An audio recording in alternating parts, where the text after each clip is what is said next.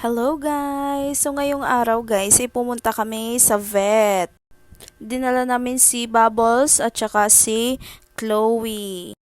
Ayan, nasa loob sila ng carrier bag nila. Hindi nga sila sanay guys, nagmeow-meow si Bubbles at saka si Chloe na din. Pero nahimik naman siya nung dumating kami guys. May vaccine kasi ngayon si Chloe, tsaka pina-anti-rabies na din namin si Babos para for safety lang guys, para wala na kaming alalahanin kung sakali man, 'di ba? Kinilo na nga siya guys at tingnan yung kilo niya. Nasa 5.75 kilos si Babos guys, almost 6 kilos na. Konting kain na lang yan, maga 6 kilos na siya. Grabe, ang bigat-bigat niya, parang mawawasak yung carrier bag niya. This time si Chloe naman yung kinilo. Last time 0.5 lang siya, ngayon 0.75 na.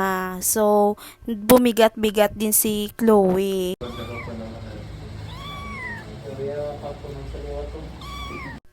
Nagmeow-meow nga si Chloe din eh. Si Babo, so akala niya siguro kakapunin ulit siya. Naalala niya siguro na dyan siya kinapon eh guys. Dyan mismo sa inuupuan niya. Tingnan nyo guys yung mukha ni Babos dyan oh. Ang laki-laki talaga eh. Pagkain talaga yung inuuna niya talaga. Parang hindi nga siya kinakabahan kasi binigyan siya ng doktor ng treats. Tingnan nyo, lamon lang talaga. Sabi nga ng doktor, isang takaw-takaw niya guys. Ayan o, ako na yung humawa kasi i-start na turukan yung puwet niya. Tingnan nyo o, nangyari na ang lahat, natapos na ang turok. Hindi man lang siya nakaramdam ng sakit guys kasi yung nasa utak niya, pagkain.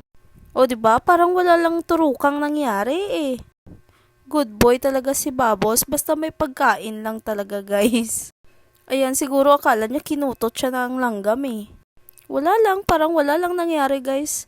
Nag-expect pa naman ako na mag-meow-meow siya. Next naman is si Chloe. So, very good yun si Chloe guys kasi marunong yan siya talaga mag-inom ng gamot. Hindi yan siya reklamador. Nag-meow-meow lang ng konti at binigyan din ni Doc ng treats yan. Hindi lang si Kuya Bubbles. Ang social niyan guys kasi ayaw niya yan na sinusubuan mo siya ng treats. Dapat ilagay mo sa lapag yung treats niya tapos kakain lang siya. Ayan o, tingnan nyo. Nilagay na lang ni Doc sa tissue tsaka kinain niya o, diba? Sobrang independent yan ni Chloe eh. Gusto niya siya lang yung kakain mag-isa. No need niya ng tulong ko. Pinakain muna siya guys para maturukan na din. Ayan, inuumpisahan na ni Doc. Tsaka parang wala din nangyari guys.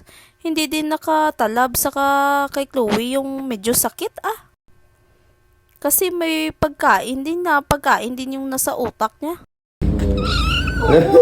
Ang cute-cute lang ni Chloe. Nag-meow-meow lang. Parang nagsusumbong lang siya guys sa'yo.